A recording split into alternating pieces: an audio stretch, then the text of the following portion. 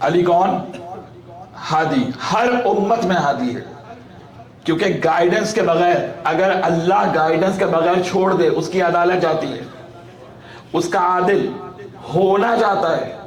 اگر ایک لمحے کے لیے بھی ڈیوائن گائیڈنس نہ ہو تو اللہ عادل نہیں رہے گا، بالکل طے، واضح بات ہے۔ کیوں؟ اس لیے کہ اگر ڈیوائن گائیڈنس نہیں ہوگی تو محشر میں سب چھوٹ جائیں گے کہ پروردگار تو نے جس کے پیچھے چلایا تھا اس بیچارے کو تو خود ہی راستہ معلوم نہیں تھا، تو وہ ہماری کا ہدایت کرتا، تو سارا سزا و جزا کا نظام میں سب ہو جائے اگر ہادی ڈیوائن نہ ہو، کیونکہ ہادی ڈیوائن ہوگا جبھی تو طے ہوگا کہ راہ صحیح ملی یا نہیں ملی۔ اب کل میں نے 3 آپشنز ہم نے کل طے کیے تھے، یاد ہے؟ پہلا آپشن کیا تھا کہ امام وہ ہوگا جو پوری امت کے مقابلے میں سب سے افضل ہوگا، ایک آپشن یہ ہے۔ سیکنڈ آپشن کیا ہے؟ کچھ سے سپیریئر ہوگا، کچھ سے کمتر ہوگا، یہ سیکنڈ آپشن ہے۔ تیسرا آپشن کیا ہے کہ امت کے برابر کا ہوگا، تو جو برابر کا ہوگا اسے تو کوئی گھاس ہی نہیں ڈالے گا، بھئی اس کی کون سنے؟ کل تک تو آپ خود بتوں کے آگے جھکتے تھے، آج ہمیں روکنے آئے ہیں، اس کی بیچارے کی کون سنے؟ اچھا، جو کچھ سے برتر ہوگا کچھ سے کمتر ہوگا، تو جو اس سے برتر ہوں گے وہ اس کی بات مانیں گے نہیں، تو اب صرف تیسرا آپشن رہ جاتا ہے کہ پوری امت سے افضل ہو۔ اب جب پوری امت سے افضل ہوگا، کل میں نے سورہ یونس کی آیت پڑھی آپ کے سامنے، کل میں نے کیا عرض کیا سورہ یونس کی آیت میں کہ امام کون ہوگا؟ جو کبھی کسی سے نہ پوچھے۔ دیکھیں کیا فارمولہ دیا ہے قرآن نے، کیا کمال کا فارمولہ ہے، یعنی ایک سوال بھی اگر کسی سے، ایک سوال بھی زندگی میں پوچھ لیا امامت سے باہر ہو جائے گا۔ لیکن میں جو آیات آپ کی خدمت میں پیش کر رہا ہوں اس میں میرا کوئی کمال نہیں ہے، یہ کلام الہی ہے، یہ نور ہے، اور یہ نور قیامت تک کے لیے ہدایت دے رہا ہے۔ سورہ یونس نے کیا طے کیا کہ امن لا یہدی الا یہدا فما لکم کیف تحکمون، ٹھیک ہے جناب؟ کہا کہ ہدایت کون دے گا؟ جس نے کبھی دوسرے سے نہ پوچھا ہو۔ فما لکم کیف تحکمون، تم کیسے فیصلہ کرنے جا رہے ہو؟ کیا فیصلہ کرتے ہو؟ حماقت کی بات کرتے ہو، جہالت کا فیصلہ کر رہے ہو؟ اس کو امام مانو جس نے کبھی آج تک کسی سے کچھ نہ پوچھا ہو، دنیا اس سے پوچھے، اور وہ ایک ہی ہے جو منبر سے کہہ رہا ہے سلونی سلونی، پوچھو کیا پوچھنا چاہتے ہو، ہے یا نہیں ہے؟ اس سے قبل کہ تم مجھے گم کر دو، میں چلا جاؤں، نہیں، قبلان تفقدونی، اس سے پہلے کہ تم مجھے گم کر دو، علی تو رہے گا، تمہاری بصیرت دیکھ نہیں پائے گی۔ اب دیکھیں کل امام کی صفت کہاں تک پہنچی تھی کہ وہ کسی سے نہ پوچھے، اس کا معنی ہے کہ وہ کسی کا محتاج نہیں، سب چلے جائیں وہ اکیلا رہ جائے تب بھی امام ہے۔ اب میں نے سورہ مائدہ کی آیت پڑھی ہے آپ کے سامنے، سورہ نمبر 5 ہے، ورس نمبر 54 ہے، آئے ولایت کا نمبر کیا ہے؟ 55۔ انما ولیکم اللہ ورسولہ والذین آمنوا الذین یقیمون الصلاۃ ویؤتون الزکاۃ وهم راکعون، اس کا نمبر کیا ہے؟ 55۔ اب ایک آیت پیچھے آ جائیے، 54۔ اگر ولی کو سمجھنا ہے تو پہلے اس آیت کو سمجھو، پھر ولی سمجھ میں آئے گا۔ کیا کہا میں نے؟ امام کی آج کون سی صفت ہم ڈسکس کر رہے ہیں کہ اکیلا ہو سب چلے جائیں، نہ اللہ کو اس کی پرواہ ہے نہ قرآن کو پرواہ ہے، امام موجود ہے، تمہیں جانا ہے جاؤ، ہدایت تو امام دے گا، تم تھوڑی دو گے، تم تو خود محتاج ہو، تم تو خود اپنی بخشش کے لیے پریشان ہو۔ یا ایھا الذین آمنوا، اے ایمان لانے والو، من یرتد منکم عن دینہ، اگر تم میں سے کوئی مرتد ہو کر جانا چاہتا ہے چلا جائے، ہمیں اس کی پرواہ نہیں۔ قرآن سپوزیشن کی کتاب ہے یا ریالٹی کی کتاب ہے؟ بھئی قرآن ریالٹی کی کتاب ہے یا سپوزیشن کی کتاب تو نہیں ہے نا۔ قرآن کہہ رہا ہے یا ایھا الذین آمنوا، اے ایمان لانے والو، اسلام لانے والو، کلمہ پڑھنے والو، من یرتد منکم عن دینہ، اگر تم میں سے کوئی مرتد ہو کے جانا چاہتا ہے چلا جائے، ہمیں اس کی کوئی پرواہ نہیں ہے۔ کچھ ہوئے ہوں گے نا مرتد، جبھی تو قرآن کہہ رہا ہے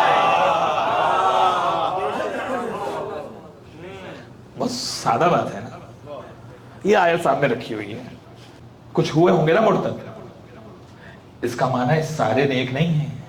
آپ نے تو لیبل لگا دیا بس یہ منافقین تھے. یہی اتنی بڑی جہالت ہے. کبھی اس رخ سے سوچا آپ نے؟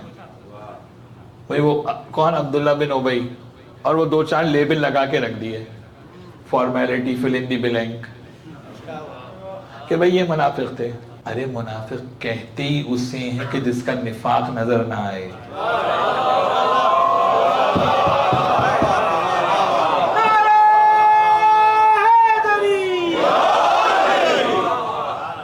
یہ نفاق کا یہ جو آپ نے منافق اناؤنس کیا اور لیبل لگا کے رکھا, یہی سب سے بڑی ٹیمپرنگ ہے جو آپ نے کی, اور ٹیمپرنگ پکڑی جاتی ہے.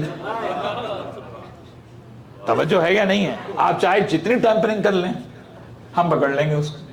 توجہ ہے یا نہیں؟ وہ منافق ہی کا جس کا پتہ چل جائے. ارے بھائی منافق تو کہتے ہی اسے جو چھپا ہوا ہو. تو آپ نے لیبل کیسے لگایا؟ نہ جانے کتنے تھے اور وہ بعد میں ایکسپینڈ ہوئے اور ہوتے ہوتے کربلا تک آ گئے. اور سہولت کاری کس کس نے کی؟ تو اب ذرا تاریخ میں دیکھیں نا کہ یہ کربلا کے سہولت کار کون کون ہیں.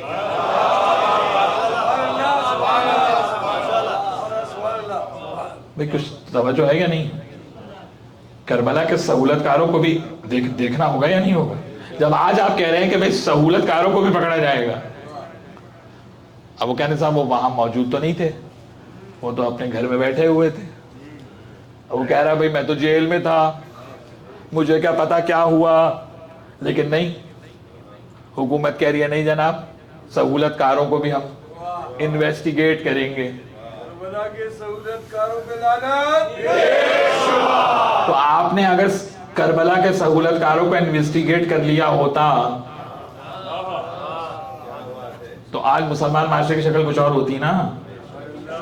تو یہ سہولت کاری کہاں سے شروع ہوئی؟ آل محمد کے مقابلے پہ بنو امیہ کو لایا گیا, جبکہ رسول نے کہا تھا کہ آل ابو سفیان پہ خلافت حرام ہے. سید الشہداء نے مروان کو یہی کہا تھا, کہا کیونکہ معاویہ جیسے پہ تم نے احتجاج نہیں کیا تو اب یزید مسلط ہو گیا. تو اگر تم مرتد ہو کے جانا چاہتے ہو تو چلے جاؤ, ہمیں بھی ڈونٹ کیئر بھائی. کیوں؟ من یرتد منکم عن دینہ فسوف یأتی اللہ بقوم یحبهم ویحبونہ اذلۃ علی المؤمنین اعزۃ علی الکافرین یجاہدون فی سبیل اللہ ولا یخافون لومۃ لائم ذلک فضل اللہ یؤتیہ من یشاء واللہ واسع علیم. کہا ہمیں پرواہ نہیں. اب صفت آ رہی, اللہ نام نہیں لے گا. نام لے گا تو آپ ٹیمپرنگ کر کے کوئی اور علی لے آئیں گے. اللہ بھی تو آپ کی ٹیمپرنگ کا علم رکھتا ہے. یہ خیر الماکرین. صفت بتائے گا, کیا صفت ہے؟ یحبہم ویحبونہ, وہ اللہ سے محبت کرتا ہے, اللہ اس سے محبت کرتا ہے. سند ہے محبت کی, سوال نہیں ہے. تاریخ پہ کیا نگاہ رکھ رہے ہیں آپ, اور میں کیا پڑھ رہا ہوں. سند ہے. اللہ خطاکار سے محبت کر سکتا ہے؟ جی, اللہ گناہگار سے محبت کر سکتا ہے. جس سے خطا ہو اللہ اس سے محبت کر سکتا ہے. ایک لمحے کے لیے بھی خطا ہو جائے محبت مائنس, اور اللہ اس سے محبت کر رہا ہے ہر آن, جب تک آیت ہے, اور آیت ہمیشہ کے لیے ہے, اس کی محبت ہے. تو لازم ہے نا کہ یہ جس کی بات ہو رہی ہے وہ معصوم ہوگا, غیر معصوم نہیں ہو سکتا. سارے نائل بار ہو گئے یا نہیں ہو گئے؟ کب وہ اللہ سے محبت کرتا ہے, اللہ اس سے محبت کرتا ہے. تو اب ڈھونڈنے تو صحیح کہ یہ ہے کون, کہاں ملے گا یہ صفت والا؟ نہیں ملے گا کہیں اور. لیکن جب رسول نے خیبر میں علم دیا تو یہ کہہ کے علم دیا, اوتین رایت غدا رجل یحب اللہ ورسولہ ویحبہ اللہ ورسولہ کل اس کو علم دوں گا جو اللہ سے محبت کرتا ہے، اللہ اس سے محبت کرتا ہے۔ قرآن کہہ رہا ہے تم جانا چاہتے ہو چلے جاؤ، ہم نے ایسا امام رکھا ہے جس کی صفت یہ ہے کہ وہ اللہ سے محبت کرتا ہے، اللہ اس سے محبت کرتا ہے۔ آیت کھلی ہوئی ہے، آیت فریز نہیں ہے، جس کو لانا چاہتے ہو لے آؤ، لیکن رسول کی سند دکھاؤ کہ سوائے علی کے علاوہ کسی کے لیے رسول نے کہا ہو کہ اللہ اس سے محبت کرتا ہے، یہ اللہ سے۔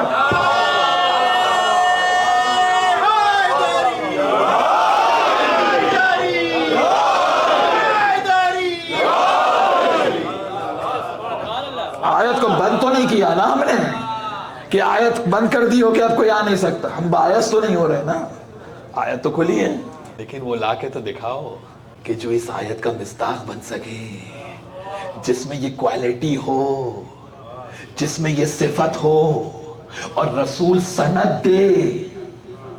اور حدیث خیبر کو امام بخاری نے صحیح بخاری میں لکھا ہے، یہ بھی معجزہ ہے، یہ بھی معجزہ ہے۔ کبھی عرض کروں گا، یہ ایک موضوع ہے الگ، کبھی عرض کروں گا، امام بخاری نے صحیح بخاری میں باب مناقب علی میں صرف 3 حدیثیں لکھی ہیں، ان تینوں سے مولا علی کا خلیفہ بلا فصل ہونا ثابت ہوتا ہے۔ اور وہ لکھی کیسے؟ وہ معجزہ کیسے ہوا؟ وہ میریکل کیسے ہوا؟ بھئی مولا علی کی حدیث آتی ہوگی، نہیں میں نہیں، یہ نہیں رکھنا، اب وہ رکھ دی ادھر، اب فرشتے نے پھر ادھر رکھ دی، اب ادھر چلی گئی۔ کل اسے علم دوں گا جو رجل ہے، کرار ہے، غیر فرار ہے۔ واقعات میں نہیں پڑھتا، مجھے خیبر نہیں پڑھنا ہے، میں صرف استدلال دیتا ہوں منبر سے۔ اب مجھے بتائیے سورہ مائدہ کی ورس نمبر 54 جو کہہ رہی ہے کہ ہم اسے لے کر آئیں گے، امام وہ ہوگا، رہبر وہ ہوگا، ولی وہ ہوگا کہ جو اللہ سے محبت کرے، اللہ اس سے محبت کرے، لے کے تو آؤ ایسا کہ رسول سند دے رہا ہو کہ یہ محبوب الہی ہے، لے کے تو آؤ کوئی، اور کرار ہے۔